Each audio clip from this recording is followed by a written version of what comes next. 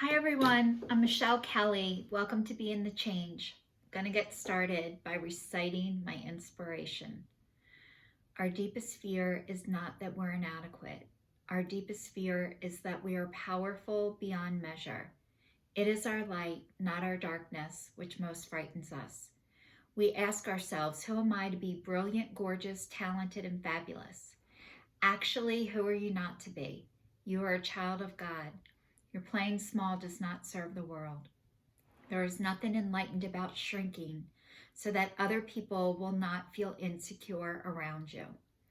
We are all meant to shine as children do. We were born to make manifest the glory of God that is within us. It is not just in some of us, it is in everyone. And as we let our own light shine, we unconsciously give others permission to do the same. As we are liberated from our own fear, our presence automatically liberates others. Marianne Williamson. I'd like to say welcome to everybody who's watching me for the first time, and thank you, and welcome back, and thank you to everybody who's been following me on this journey that I started in 2019, stating out loud that I was breaking up with fear, I was breaking up with shame, and I was breaking up with guilt, followed by a weekly video for an entire year. And it was the first New Year's resolution I ever told anybody I had, and it was the first one I was ever able to keep. And I don't even know how that came out of my mouth. I had no idea what I was going to say and what I was going to do and how it was going to come out. Thank God I was able to get started anyway. And I'll tell you guys about that in a minute. Only because my son said I wasn't good enough to have haters, and that was enough to motivate me to get started. So in 2020, it was to be kinder and more compassionate to myself and to others. And 2021 was to break up with processed sugar, which I am sugar, flour, wheat, and caffeine free still. And it'll be 6 months on November 6th. And I write it down every day and I forget what it is already. I'm not a competitive person and I'm not a scorekeeper, so it's hard for me to remember. And then 2022 is to attach an income to what it is that I do. And you guys, I still am figuring out how to put everything that I do into a package. But one of the things that I can tell you is I'm like Julie, the cruise director from The Love Boat. I used to love The Love Boat. That was one of my favorite shows. And I love Julie, the cruise director. And I am just like her. I love to put together activities and things for people to do. And I'm actually getting to do some of that stuff right now. So I'm going to tell you about it in a few minutes. But I am, coming out of my food addiction. I am still in chronic pain. It's 9 or almost 10 weeks of having this horrible pain in my thoracic spine, all underneath my breastbone, all the way across, underneath my heart and my arm. And they thought they found what it was, and then it wasn't. They found a mass on the head of my pancreas, and when they went back, it was completely removed. And I swear it was a miracle, and I was able to accept it as a miracle.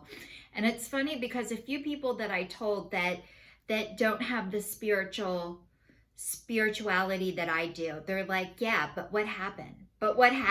Like, I need more proof. And I used to be like that too. Like, I always needed more proof. And the 3 most powerful words that anyone has said to me and that you can say is, I believe you. I believe you. And that's what I was able to say is, I believe you. When they said they don't know what happened, it was there and then it was gone. So I do believe them, and I do believe in miracles. However, we're not able to figure out what this is. It's a process of elimination, and we've been finding out what it isn't first, which is very frustrating, because I like answers right away and quickly.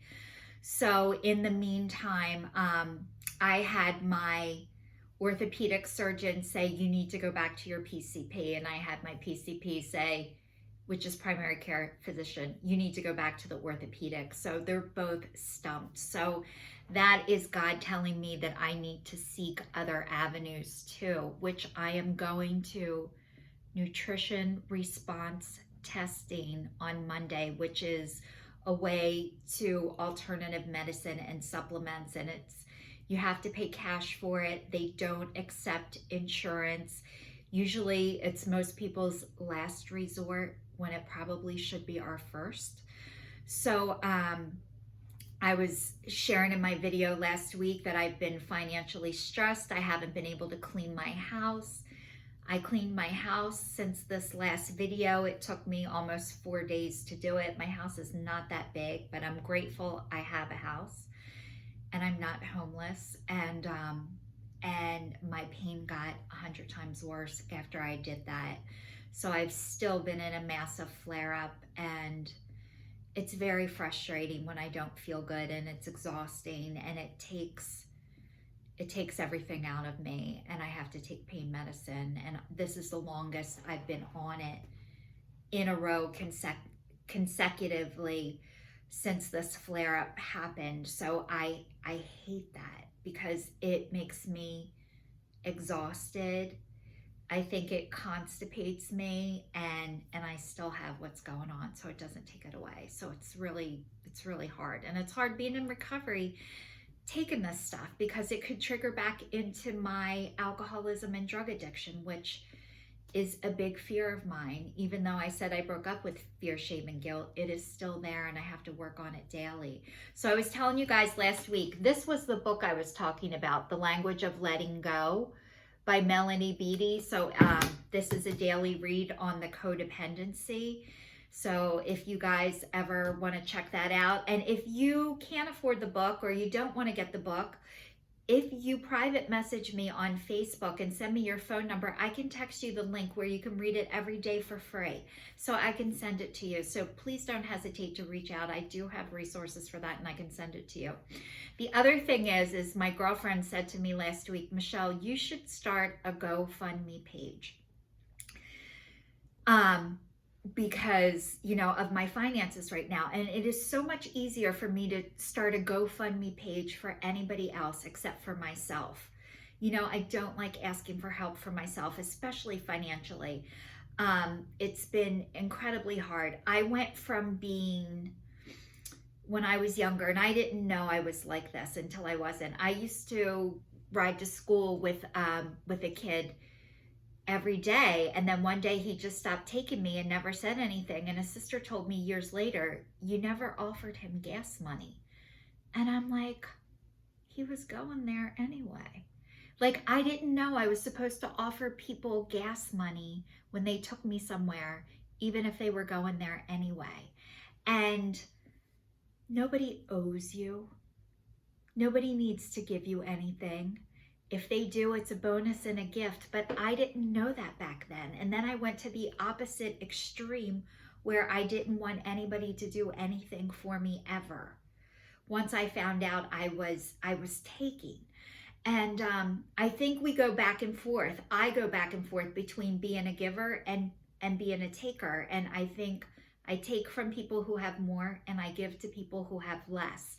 And a lot of times, the same people don't see what I do.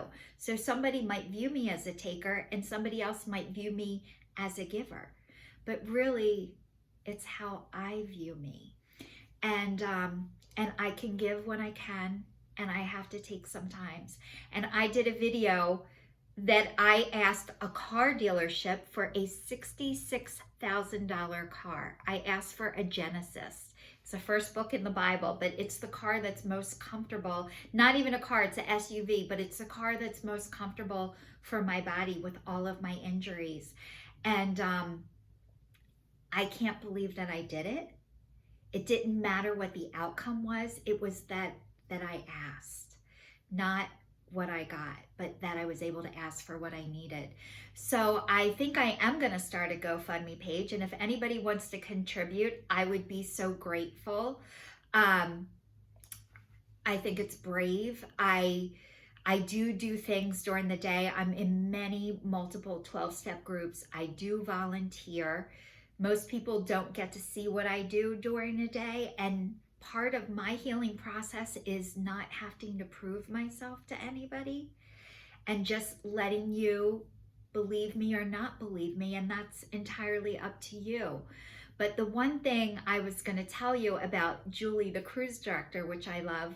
So I've been in this 112-step program for my food addiction, and every time I go, I have felt like I can't be myself there. And after the meeting, they have this thing called a parking lot, and you can be yourself in the parking lot. You could ask other people questions, you can talk, and I feel like I have to hold my breath for an entire hour and not be myself. And by the time it comes time for the parking lot, I'm like, screw this, I'm out of here.